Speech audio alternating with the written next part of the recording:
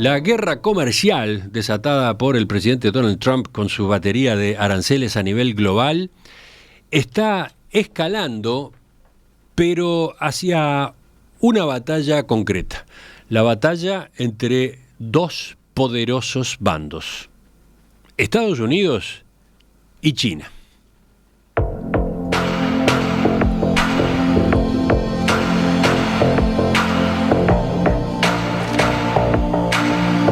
Ese es el escenario que quedó planteado luego de que esta semana Trump impusiera aranceles adicionales a las importaciones chinas al mercado estadounidense, a la vez que suspendía por 90 días los impuestos aduaneros a otros países.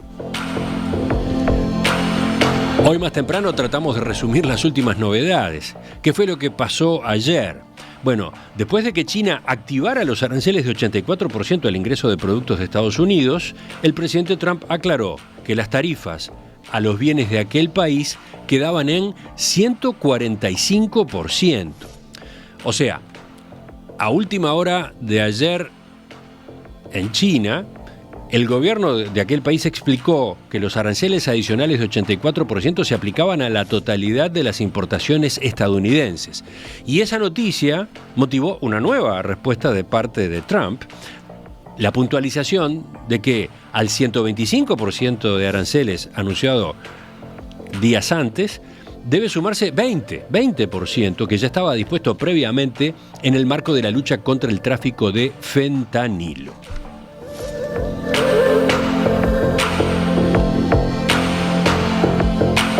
Trump dijo que había que estar preparados.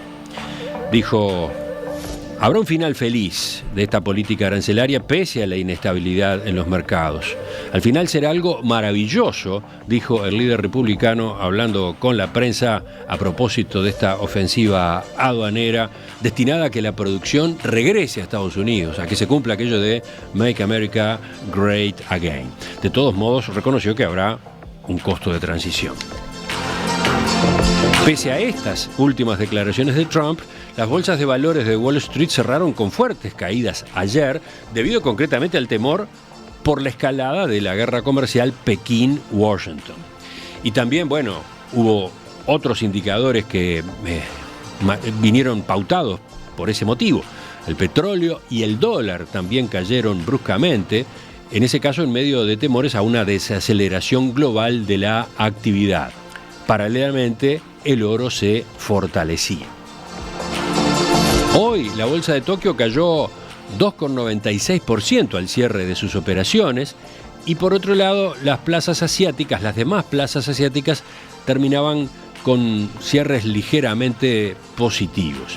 Y en cuanto a las bolsas europeas, que están en plena actividad en este momento, lo que se vio en las primeras horas fue leves caídas al final de esta semana que ha sido tan histérica, tan tensa, tan crispada. Pero ojo, hubo una novedad más, una vuelta más. El gobierno de China afirmó hoy que de ahora en adelante va a ignorar cualquier nueva alza de aranceles impuesta por Estados Unidos, pero lo dijo después de haber hecho su propio nuevo incremento en las tarifas para llevar a 125% los aranceles a los productos estadounidenses. Entonces, en un comunicado publicado por el Ministerio de Finanzas, la Comisión Arancelaria del gobierno chino declaró, dado que a este nivel de aranceles los productos estadounidenses exportados a China ya no tienen ninguna posibilidad de ser aceptados en el mercado, de ahora en más, si Washington continúa aumentando sus aranceles, China lo ignorará. Lograron ordenar la información, lograron sacar algo en limpio de todo lo que hemos ido informando en estos días. Vamos a tratar de hacer una mínima puesta a punto, sobre todo mirando a esto, a los mercados, a cómo se han ido comportando las bolsas de valores y otros mercados en estos días. Estamos para eso en línea con Joaquín Tull, economista uruguayo radicado en Londres desde 2010. Ustedes lo conocen bien. Joaquín tiene además un máster en economía financiera por la City University of London. Trabaja justamente allí en Londres como especialista, como analista en gestión de activos. Lo hemos invitado en varias ocasiones a la mesa de análisis internacional, entre otros espacios. Joaquín, ¿cómo estás? Buenas tardes para ti, un gusto saludarte como siempre. ¿Qué tal, Romina? Buenos días para ustedes por ahí. Muchas gracias por llamarme nuevamente. Te estoy mirando acá en la cámara y me resulta admirable tu gesto tan plácido, tan tranquilo. ¿Cómo fue tu semana, Joaquín? Sí, ha sido una semana movida con obviamente mucha volatilidad en lo que han sido los mercados, pero yo me focalizo más en la parte de análisis económico. Por suerte, los datos económicos tienden a salir con menos regularidad. Ajá. Y generalmente tienen un rezago. Entonces los datos que salen hoy, por ejemplo, los datos que salieron ayer, son de un mes atrás. Entonces es más es menos volátil mi trabajo en el día a día, pero obviamente el devenir de los mercados y el movimiento de estos mercados obviamente genera mucho más atención, digamos, en nuestro sector, y intentar explicar qué es lo que pasa y bueno, también intentar predecir qué es lo que puede pasar de acá a futuro. O sea, es una semana movida. Justamente, vamos por ahí, Romina. Primero con una pregunta, digamos, conceptual. Sí, vayamos a eso. A ver, Joaquín, una primera pregunta puede ser, ¿por qué es importante seguir el movimiento de las bolsas en este contexto de la suba de los aranceles implementada por Donald Trump? Digo porque permanentemente, toda esta semana, ¿no? Hemos escuchado, nosotros hemos reportado a partir de caídas muy fuertes de las bolsas un día, al otro día repuntan por un tema de expectativas, al otro día vuelven a bajar. A ver, en primer lugar, ¿por qué es importante mirar lo que pasa en los mercados bursátiles? Sí, los mercados financieros y algunos activos específicos, o sea, ya sea los indicadores de las bolsas, el valor del dólar, el oro, el petróleo, todos esos indicadores que Emiliano estaba repasando al principio de la introducción, el rendimiento de los bonos del tesoro de algunos países, son todos un muy buen termómetro del sentimiento de los mercados en general, de las empresas, del sector privado, de los gobiernos, ante ciertos eventos geopolíticos, eventos económicos, eventos sociales. O sea, muchas veces vemos lo que ocurre en cierto país con alguna elección, o con lo que ocurre con un cierto evento climático que genera, digamos, un impacto en cierto sector.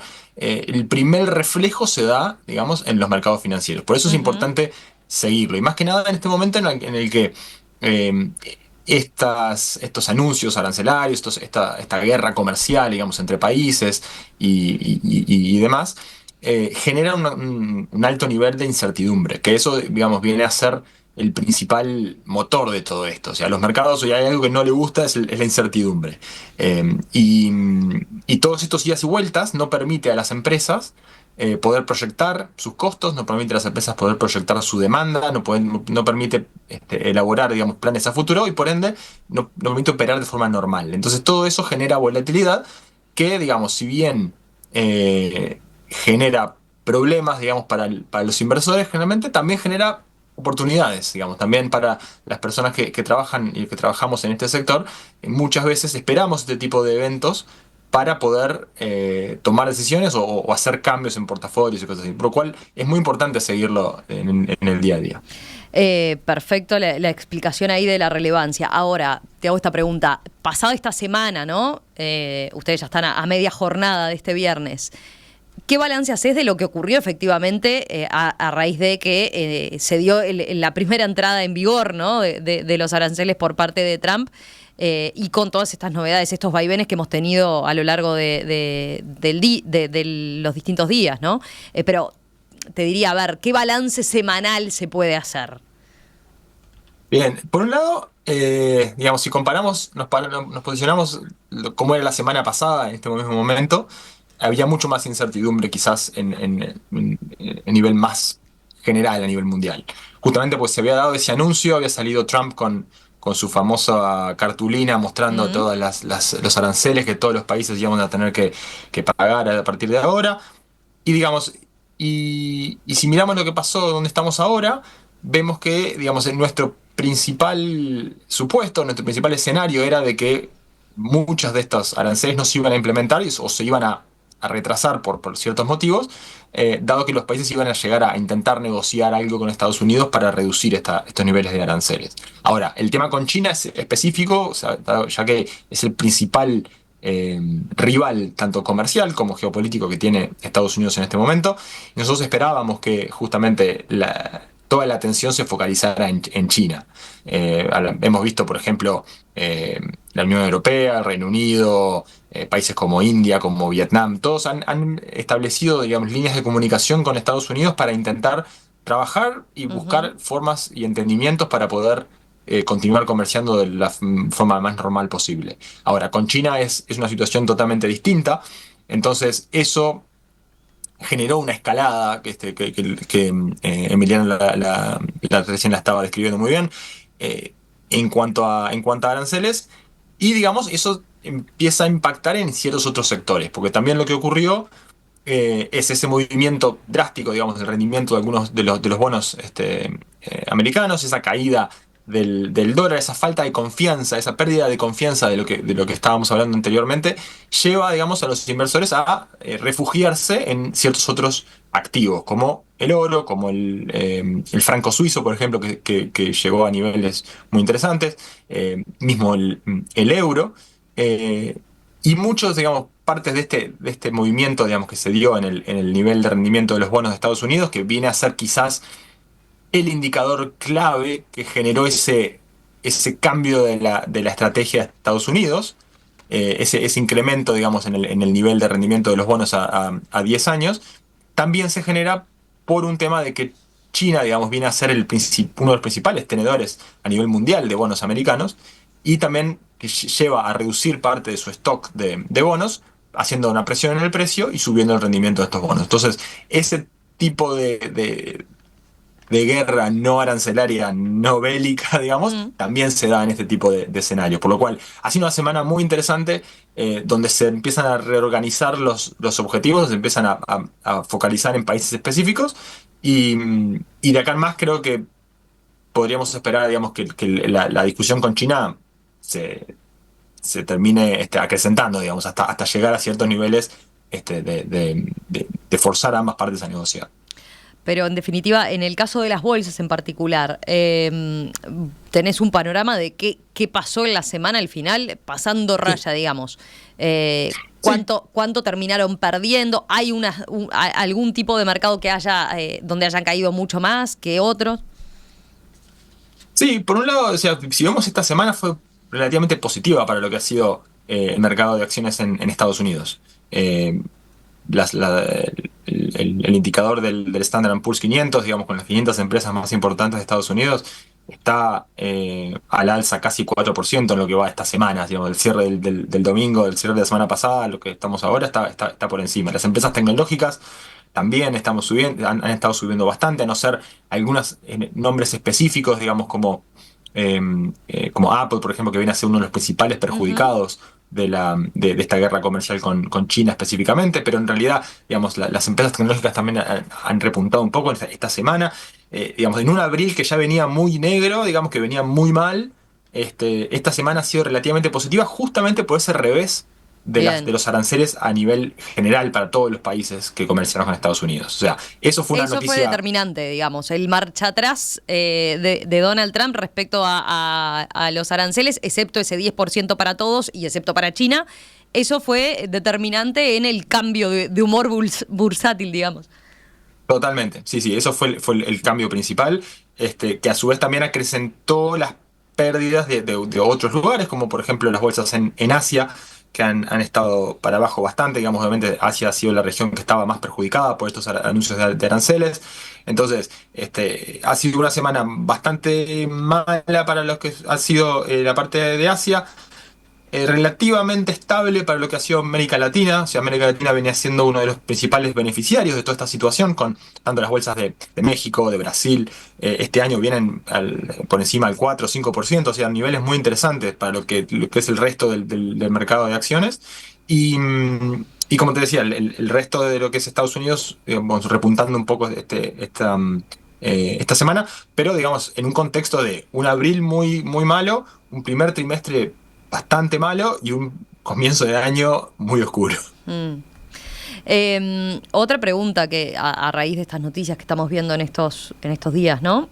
¿Hay reacciones exageradas a veces de los mercados o se reflejan preocupaciones, digamos, fundamentales sobre lo que es el futuro del comercio internacional. Vos en el comienzo hablabas de lo que implica, por ejemplo, para las empresas, ¿no? La dificultades para proyectar y tener una perspectiva más de mediano y corto plazo. Pero puede entenderse que hay cierta exageración, quiero decir, con los niveles, por ejemplo, de comunicación que manejamos hoy, ¿no? Con la información tan al día. ¿Hay cierta exageración de los mercados? Sí. Eso es, creo que es una buena forma de ponerlo de esa forma.